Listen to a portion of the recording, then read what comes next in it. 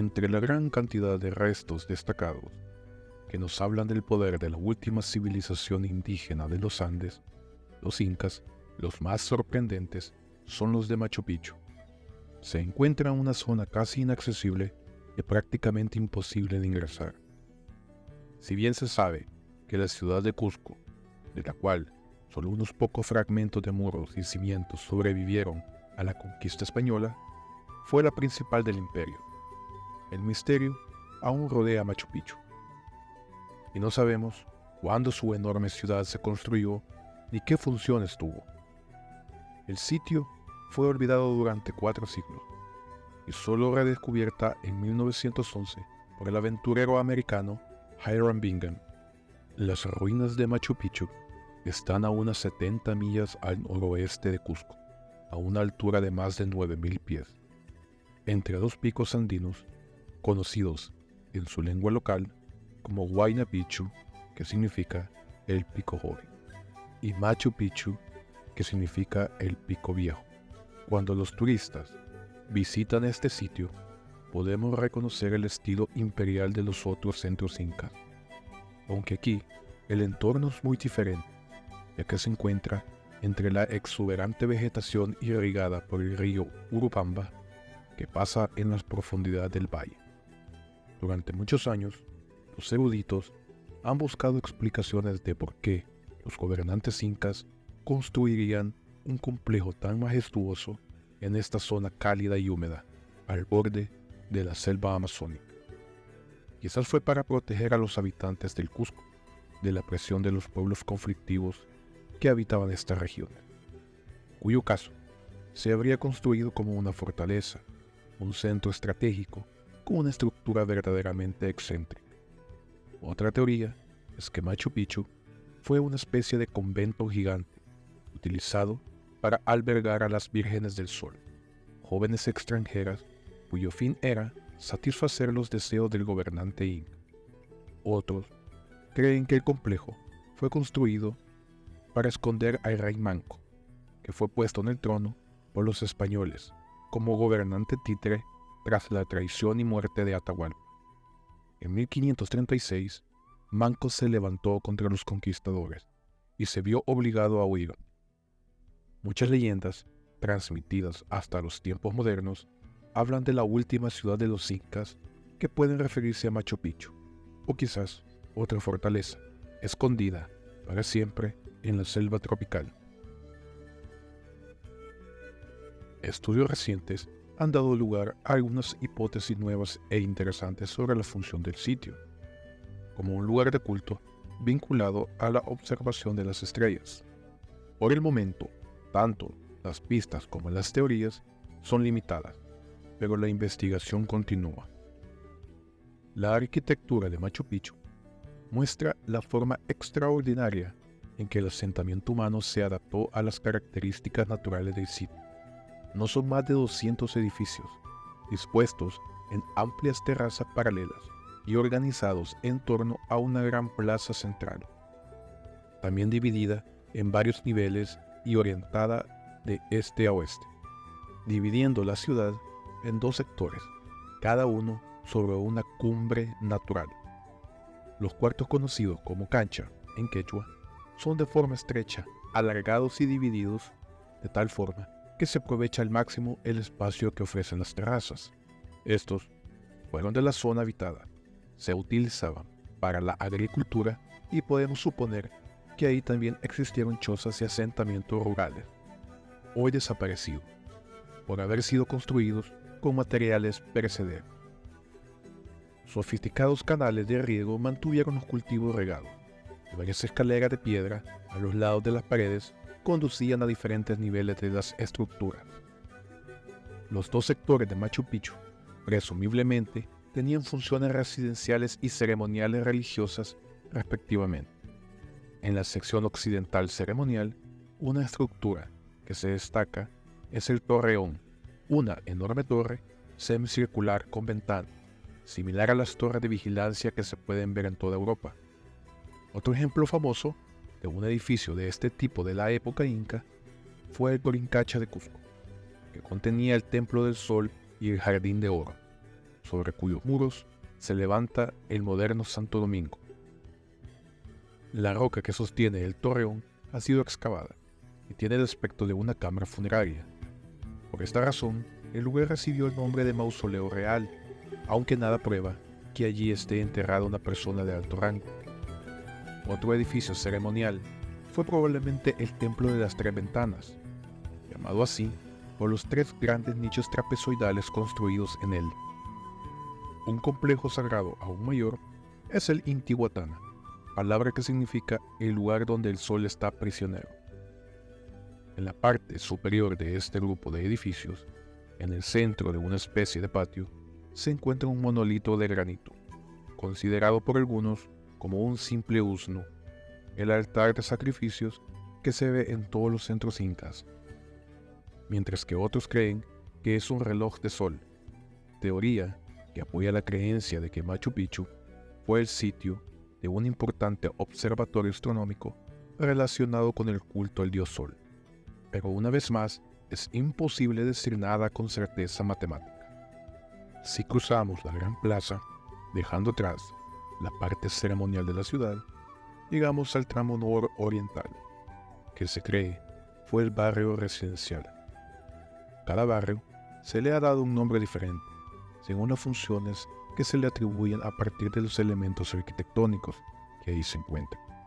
Así, tenemos los cuarteles de las Tres Puertas, los canteros y las cárceles.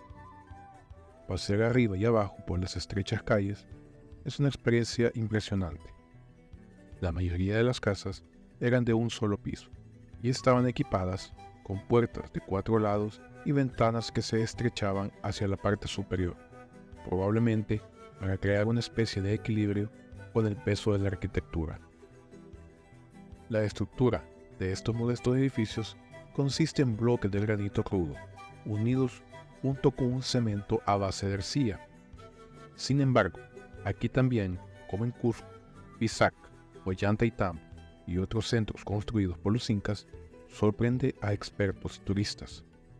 La enormidad de los muros circundantes, hechos con gigantescos bloques de granito, utilizando la técnica típicamente aplicada a los edificios ceremoniales más importantes. Los incas, al igual que los demás pueblos andinos, no tenían rueda ni herramientas de hierro o metal, y esto hace que su capacidad para trabajar y transportar masas de granito de varias toneladas sea aún más sorprendente. Las investigaciones han demostrado que los bloques simplemente se extraían de las canteras y que el trabajo de acabado se realizaba en las obras de construcción, a las que aparentemente se llevaban los bloques rodándolos en troncos de árbol. A pesar de la creencia popular de que los bloques se encajaban con la técnica de la piedra en seco, casi siempre se unía con una especie de argamasa que hoy ya no es visible. Los arqueólogos han discutido ampliamente la cuestión de si los incas fueron los inventores de estas técnicas de construcción o si siguieron modelos preexistentes, aunque muchos creen que los inventaron. Parece probable que en realidad se inspiraron en las construcciones mucho más antiguas de Tiwanaku. El sistema agrícola de cultivo en terrazas, particularmente impresionante y aplicado a la perfección en Machu Picchu, con la ayuda de ingeniosos sistemas de canales de riego, ciertamente no era nada nuevo, sino la continuación de una tradición en los Andes que se remonta al primer periodo intermedio. Se ha confirmado, de hecho, que en la costa norte del Perú, el pueblo moche había creado acueductos y sistemas de canales varios siglos antes del primer milenio. Esto les permitía cultivar y cosechar en terrazas artificiales. Los incas, hábiles e ingeniosos, tomaron estas y otras ideas ancestrales y las modernizaron, adaptándolas a sus especiales requerimientos arquitectónicos y urbanísticos, dando origen a una de las civilizaciones más insólitas y misteriosas del continente americano, y que, a su abandono, hasta el día de hoy, es uno de los más grandes misterios de la América precolombina.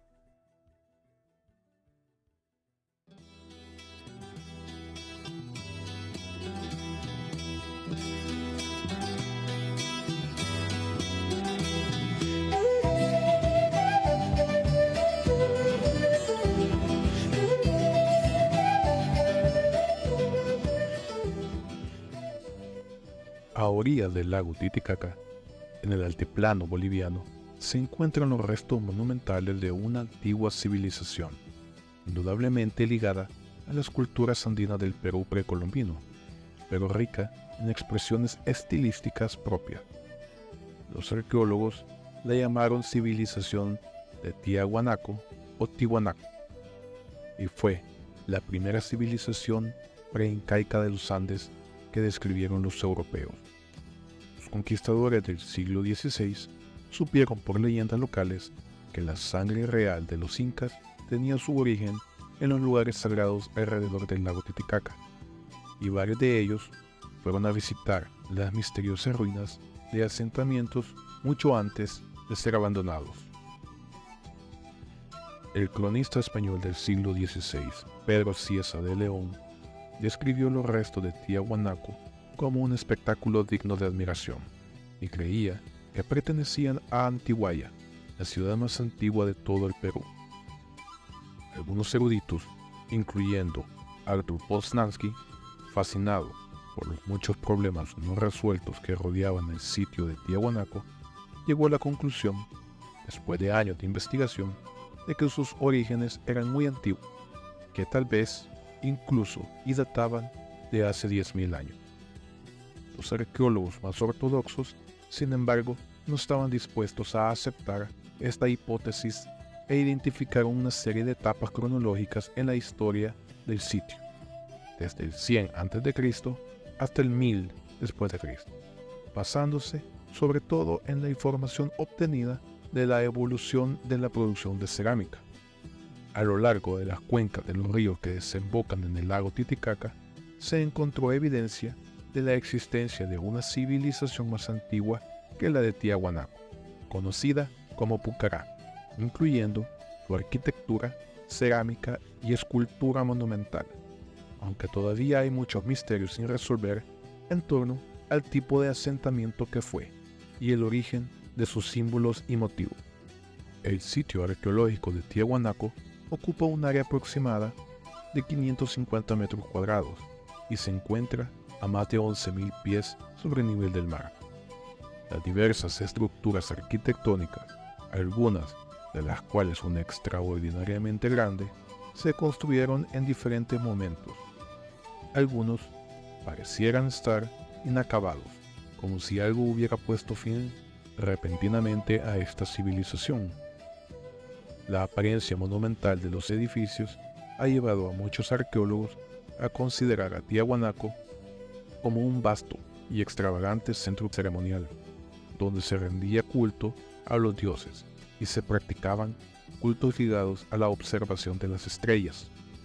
Se cree que durante muchos siglos fue el lugar de peregrinación de los pueblos andinos, pero nadie ha logrado aún atribuirle un papel indudable y definitivo al sitio.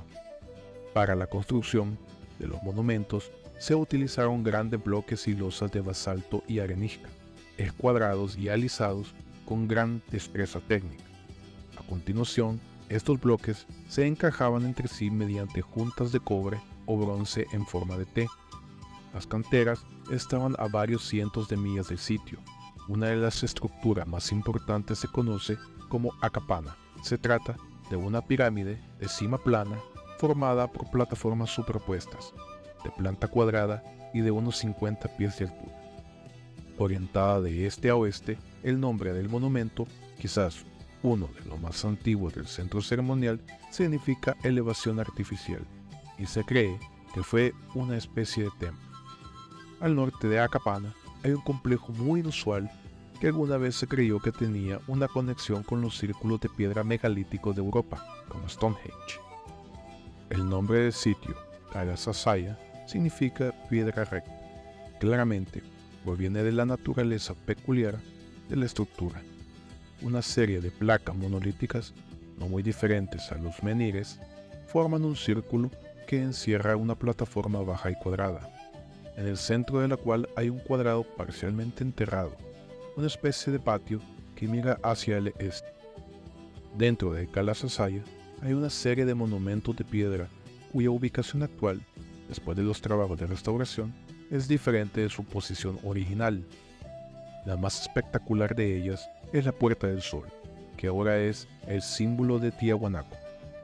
Además de la maciza estructura del conjunto de 10 toneladas de peso, esta debe su fama a los frisos que decoran su arquitrabe.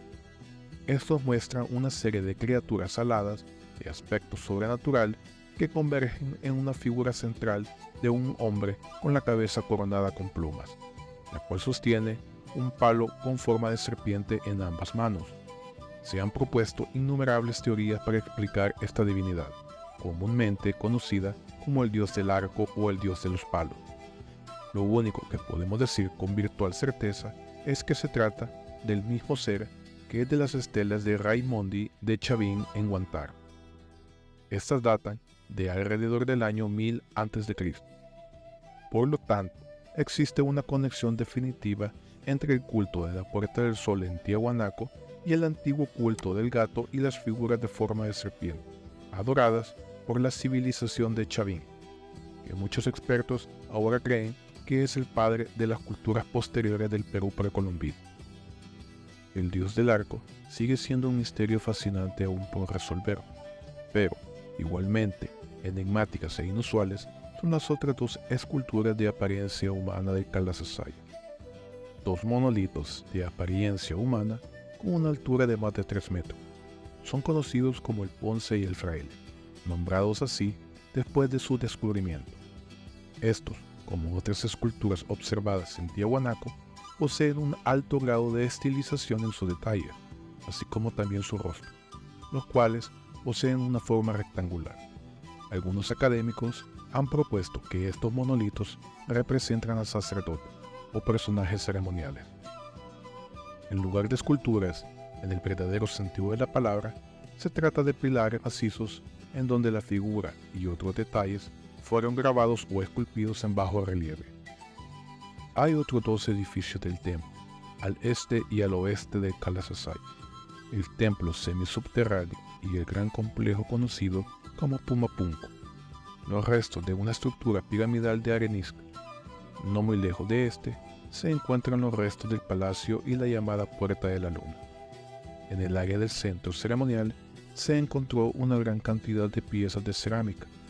Mediante comparaciones entre las decoraciones de estos y la de los monolitos y las telas, los especialistas continúan en su difícil tarea de ensamblar los fragmentos del rompecabezas que llevará a la comprensión final de los muchos aspectos oscuros, enigmáticos y desconcertantes de esta civilización, la cual se desarrolló y construyó grandes monumentos en un área inhóspita cerca de las orillas del lago Titicaca, en el extremo frío de la meseta andina.